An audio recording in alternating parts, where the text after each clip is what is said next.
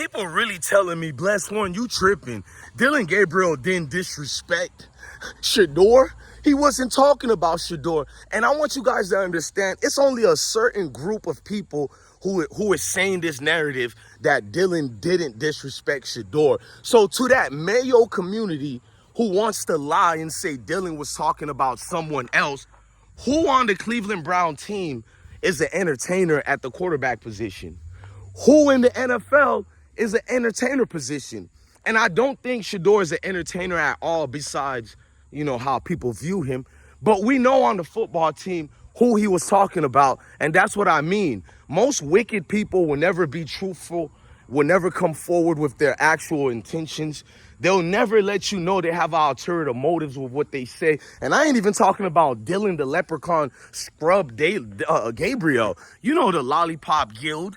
We represent the Lollipop Guild, the Lollipop, that type of quarterback. But all you people who support Dylan Gabriel, let me ask you a question like this was Mississippi Burning with Matthew McConaughey. Remember he had that one role? It captured all of our minds, and I think that's what got the movie an Oscar. I don't know if he got the Oscar, but I know the movie Mississippi Burning got an Oscar.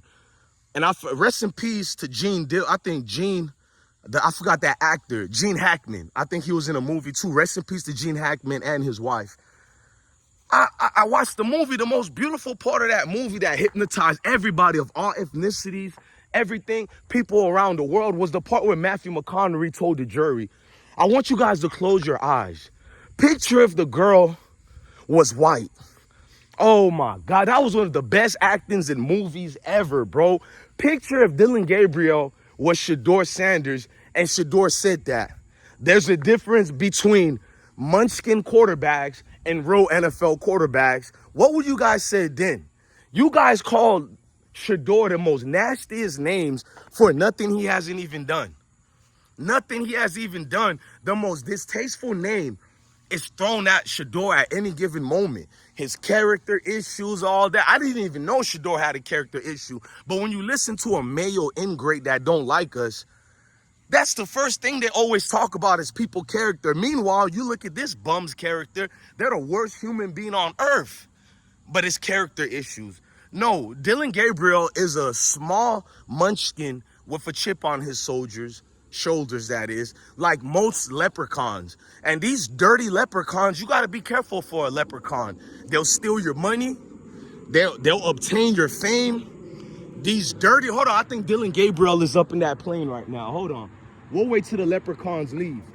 And I don't fucking want your gold shillings. You could keep that. We don't want none of the shillings, man. So Dylan Gabriel gets to pivot the situation and get thrust upon everybody else as this bigger than fame quarterback.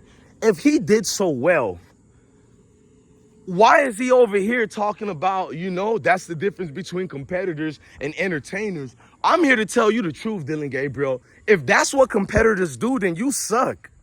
Bro, you had a 50-50 day. I think it was more 30-70 day. 30% good, 70% trash. They gave you max protection against third strings of Philadelphia Eagle while you had the first string. And you think you did good? You cannot win NFL games giving max protection to little leprechauns. You know how complex the NFL defenses are?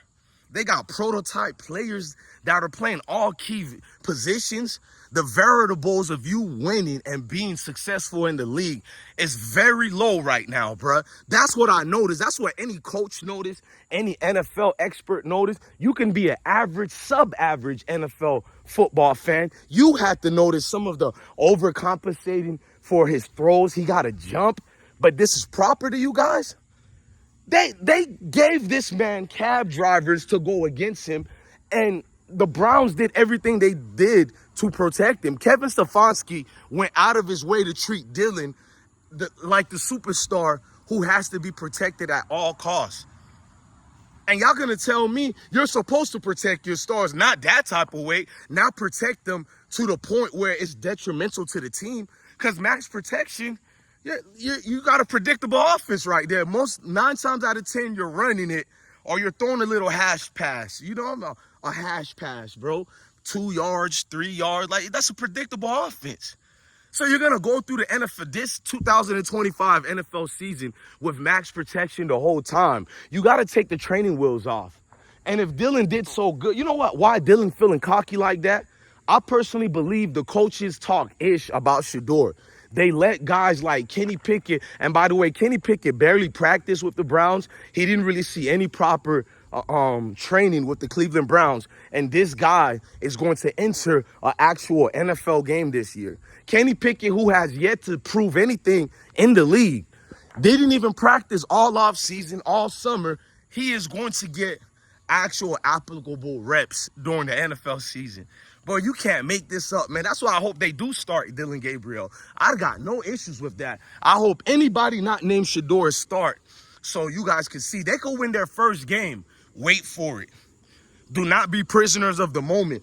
They can win their first game. It just means the other team wasn't prepared. You know what I mean? So just wait when every team get adjusted. I'll say by the 3rd to 4th week in the NFL, you're going to see who the Cleveland Browns are. I'm not going to give them the first week because any team can look good in the first week, just like college football, high school football, little league football, because you're practicing and you're really like, that's what the first week of any football schedule is on any level.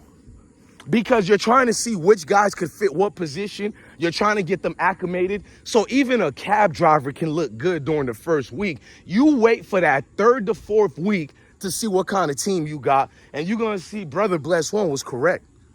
Brother Bless One was correct. Kevin Stefanski already guaranteed Dylan, you got the job. Shedeur ain't going to be here to bother you like that. You don't believe it?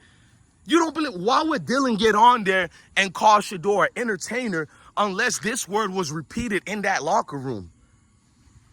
Look at Shedeur's teammates. Nobody rode with Shedeur. You didn't see nobody say anything slick, defend Shedeur over that comment. That lets you know what's really going on in the locker room. It's a lot of envy, y'all.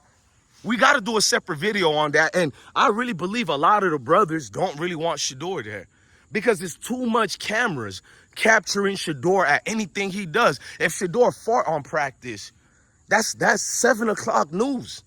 These dudes are giving it their all, so jealousy starts creeping in like, damn, man, I'm trying to make the team. My family watches me too, talk about me. But these scrubs don't understand Shedeur ain't never forced nothing. Shedeur didn't pay these people to talk about him. You think the Sanders family pay me? Maybe they look out for your favorite YouTubers with gifts and let's fly them out. I ain't never got none of that, and I still kept my same energy because I'm not doing this to be a groupie.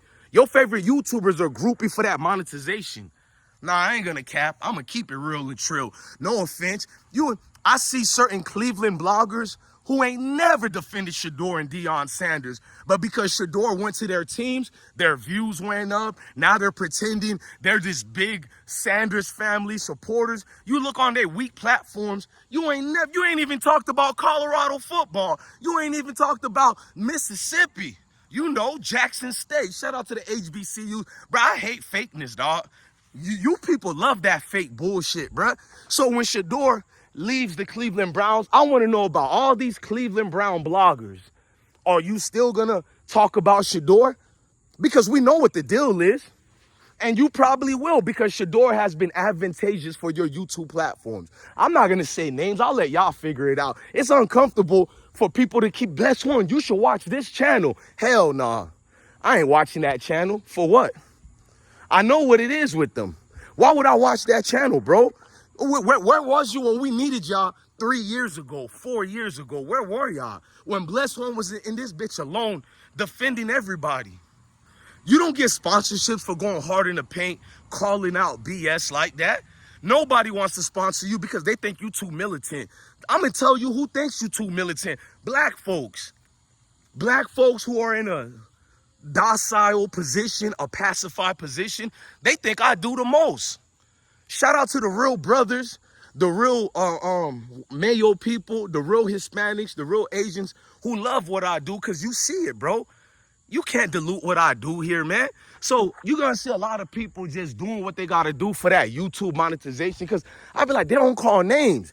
Like, I'm tired of y'all recommending me to YouTubers that I don't watch. If I ain't been on their platform, it's for a reason. They change like the seasons. Miss me with them, bro. Because you just caught on their page. You think I'm supposed to do what you do. No, bro. It's only a few brothers out there. You can tell their intentions is about us. Like I said, when I call out the people who attack Shedeur Sanders or Dillion or Travis or anybody, I'm really doing it for us, the conglomerate of the melanated community. I'm doing it for us. This ain't about them. They look like us, for us, by us, so you defend us. People don't get that. Right. But Dylan Gabriel, he in that locker room, people pillow talking, people done, like, the only way Dylan can feel comfortable like that is if folks in that locker room already went ham on Shedeur's name. You know, and we know a lot of the non-melanated people do not like Shedeur on that team. I'll keep it real. The non-melanated people on that team, they don't like Shedeur, bro. They be with Dillion popping all the jokes in the world because why would Dillion reference that? The entertainer. I guarantee you Kevin Stefanski looks at Shedeur as an entertainer. The offensive line of Cleveland Browns, the trash offensive line, because that's one thing about football we know. The non-melanated offensive linemen, they never really chill with the football team. They're like good old boys, country dudes. They're from these communities that don't like us. Nah, I'm going to keep it real, bro. I ain't your favorite YouTuber. They're from communities that don't like us. So when they get together, it's like the good old boys club. And you best believe they talk about key players on that team. Man, they're having a blast saying, bro, I can't stand the Sanders. You don't really believe that? What would make Dylan feel comfortable to say that, especially when he's far behind to real football fans like us? He's far behind on the depth chart, bro. You can't cap. He's far behind on that depth chart, bro. You can look at him and see there's a significant difference between him and Shedeur. So what would make him confident like that? The position coaches, quarterback coaches, offensive linemen. Because, yeah, these are the good old boys club. I guarantee you Kenny Pickett is there. The only one who looks like they got a pure heart is Nagoku, the tight end, and Joe Flacco. Those are, and the squad that walked out with Shedeur when he was, you know, getting ready to play his first game. Those brothers who walked with Shedeur in that entourage, Nagoku and Joe Flacco. Besides that, you best believe them Cleveland Brown players can't stand that attention, bro. And they rather lose than have somebody with that much ambiance and aura.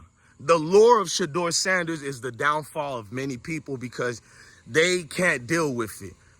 It gotta be about them. They can't stand to see the movie about somebody other than themselves. That's what we have here, y'all.